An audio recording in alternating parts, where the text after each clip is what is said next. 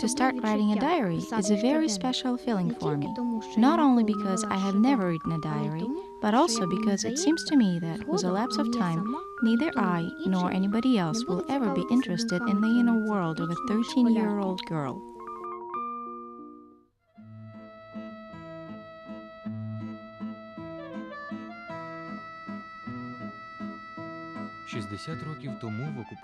Nearly 60 years ago, these words were written by a 13-year-old girl in Amsterdam, invaded and occupied by Nazis. She dreamt of becoming a writer, but could not even imagine that her diary would be translated into 70 languages of the world.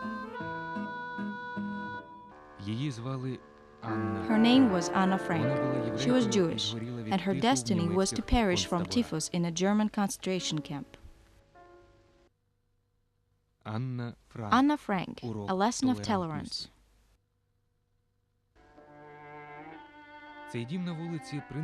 This house in Prinsengracht Street is well known to everybody in Amsterdam today. Among the 40 city museums, the Anne Frank Museum is the most popular among the residents and the city guests. Almost 1 million people visit it each year. They queue at its doors even under the rain.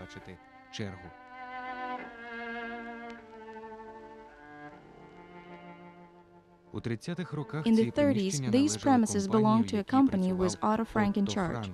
He came to Amsterdam from Germany when the Jews fell under oppression there. Otto took along his family, his wife and 2 daughters, Margot and Anna.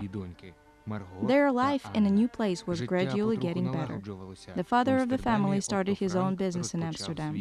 He decided to sell pectines for gem production. The May of 1940 put an end to the good times. First the war started, then capitulation, then Nazis marched into the city, and we, the Jews, faced the hard times.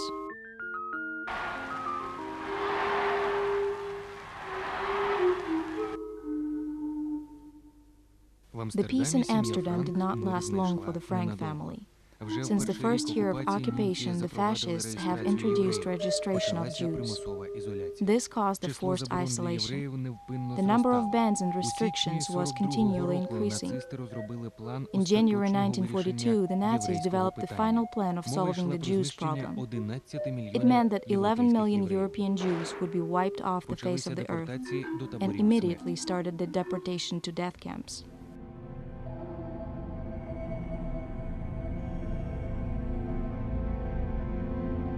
One day, Margot Frank, like many others, received notification from the Gestapo. That same evening, her family made a decision to move to a refuge, the back part of Otto Frank's business. Several rooms of the storage facilities became their place of concealment. Later, 4 other Jews joined the Franks. 8 people were cut from the outer world by a bookcase. Thus began unbearable years and years of anxiety and waiting. The main task of our organization is to keep the Anna Frank house always open for visitors and give the possibility to get acquainted with it to everyone who wants to. The house where the Jewish family was hiding turned into a museum and became a powerful international organization, also called the Anna Frank House. Its main task is to perpetuate the memory of Anna Frank and the events described by a little girl in her diary. This serves the protection of freedom, human rights and democracy in the world. One of the numerous projects carried out by the Anna Frank House is also a project named Anna Frank, A Lesson of Tolerance. It has rather great success in Ukraine as well. Цей проект не має національної окраски. Мета познайомити українські школи, українські This project has no national slant. Its aim is to introduce this topic to Ukrainian students and at the same time to reveal some almost forgotten pages of Ukrainian history. The project also intends to teach teachers about this period of Ukrainian past. It is also intended to teach teenagers a tolerant attitude towards the representatives of other nationalities. навчати дітей толерантно відноситись до представників інших націй, народностей, які проживають в Україні. I think that Anna Frank called upon everyone to be friendly with each other. There are many pupils from different countries in my class, but we all are nice to each other because we help each other. Some of us speak Ukrainian badly, and this does not mean that we may treat them with contempt. Somebody may practice another religion, but this doesn't mean that this religion can be treated with contempt. One Jewish law is continued by another, and our freedom is limited in all spheres of life. The Jews must wear the Star of David. The Jews must give away their bicycles. The Jews are prohibited from using trams and other city transportation. The Jews may attend only Jewish barber shops. The Jews may not walk in the streets from 8 o'clock in the evening till 6 o'clock in the morning.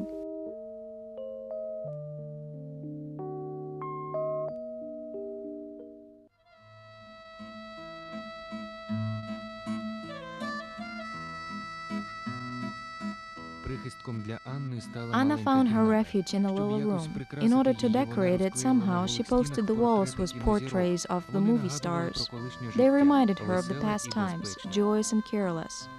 The refuge taught them to live a new life, behind curtains and in complete silence. In the daytime, they moved very cautiously because the office behind the walls and the warehouse below usually had its working hours. Only 4 workers knew about the secret rooms.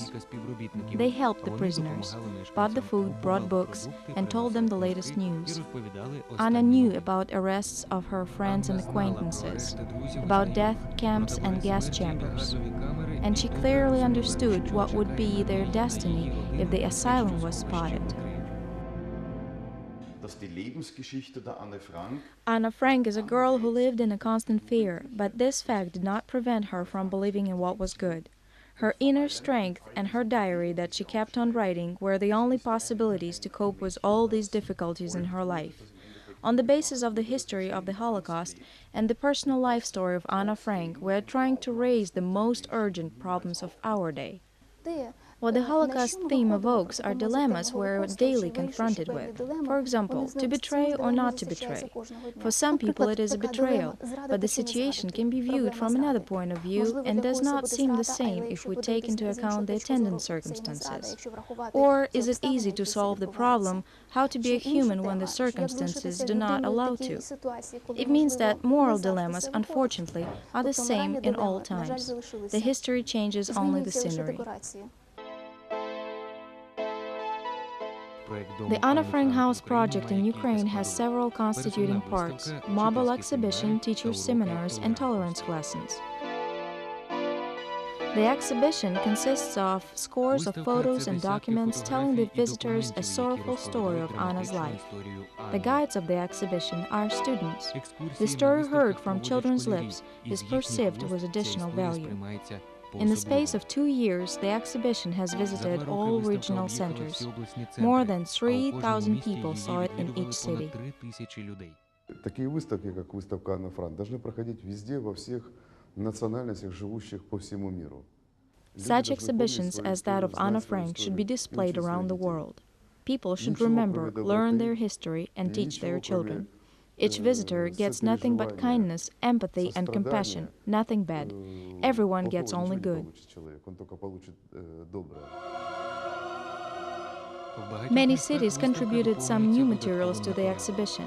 After all, the Holocaust has its own sad story in Ukraine. Babi Yar in Kiev, Transnistria in Vinnytsia region, Drogobytsky Yar in Kharkiv. This program should not only be displayed in all cities and towns. This program should be added to school curriculum and books. We have our own examples of Anna Frank and even more. So this gives us a possibility to bring up mentally healthy people. The nation can be healthy only in a healthy country.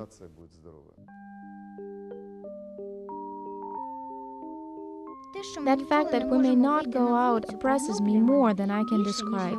Moreover, I'm terribly scared that they will finally find us and shoot. My fear starts growing when I think about all my close friends suffering from the hands of merciless beasts who have never been born on the earth before. And the only reason for that is being Jewish.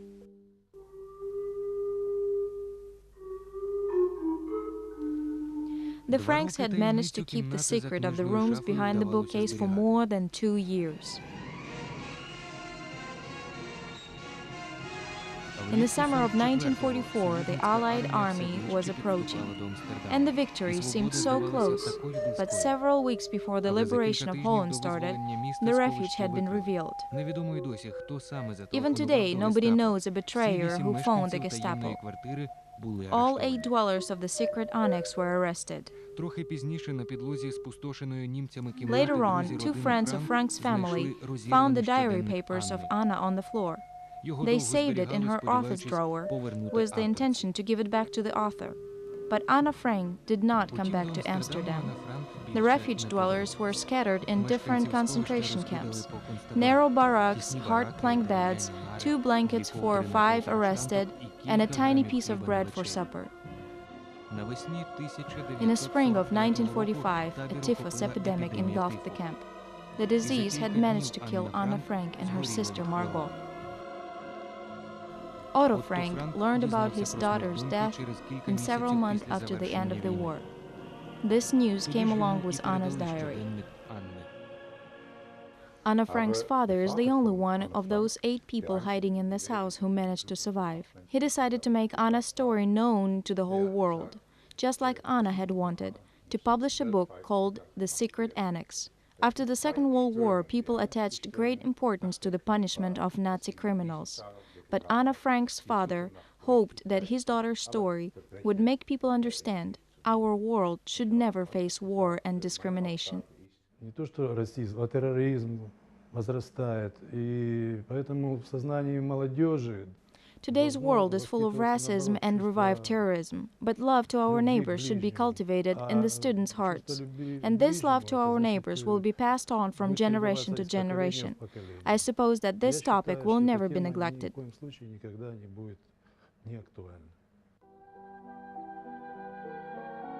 The second part of the Anna Frank A Lesson of Tolerance project is meant for teachers. Several seminars are dedicated to the history of the Holocaust in the world and in Ukraine. They introduce new methods of teaching history to the teachers, the way a personal story helps to illustrate important historical events. More than 600 Ukrainian teachers attended these seminars. 120 of them visited Amsterdam. The project in Ukraine has 2 peculiarities. It is one of the biggest projects held by our organization beyond the boundaries of the Netherlands. This is the first time we started to lecture to teachers not just the history of the Holocaust, but also methods how to teach tolerance to their students.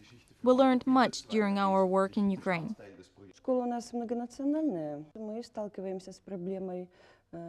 Our school is multinational. We're often confronted with the problem of tolerance at our school. There are conflicts between students, and we try to talk much with them about it. And then the teachers were suggested to go to Holland, where a seminar devoted to tolerance would be held. I was offered to go, and I agreed with great pleasure, because it was very interesting for me to know how this problem is solved in other countries. To know how this problem is solved not only in the schools of Ukraine, but how it is solved in the schools of the world.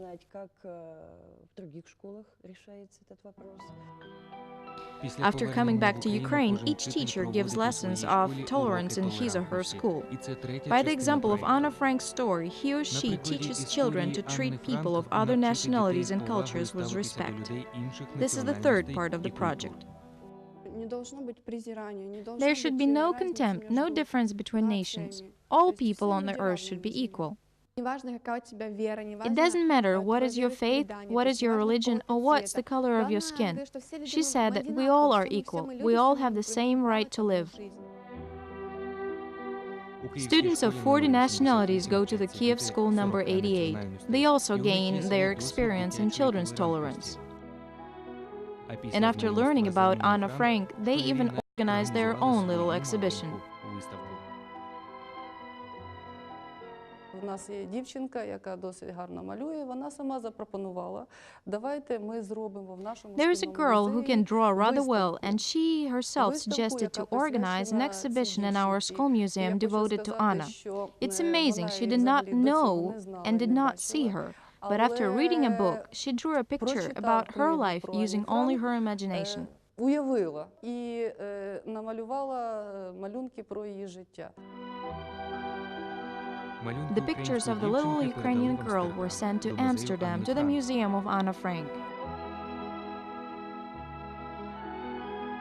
And the project is still working in Ukraine.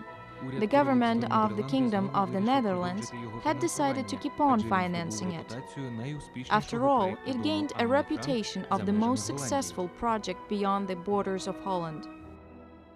Секрет успіху в української ментальності, мабуть, тому що Україна завжди була The secret of the project's success is in the Ukrainian mentality. Maybe because Ukraine always was a multinational state and during a long period of its history it had no independence at all. That is why Ukrainians understand the problems faced today by national minorities. They are similar to the problems that the Ukrainian nation had suffered before. If we take a Jewish nation as an example, the nation that I belong to, they have dreamt of their state. The same dream was cherished by the Ukrainian people.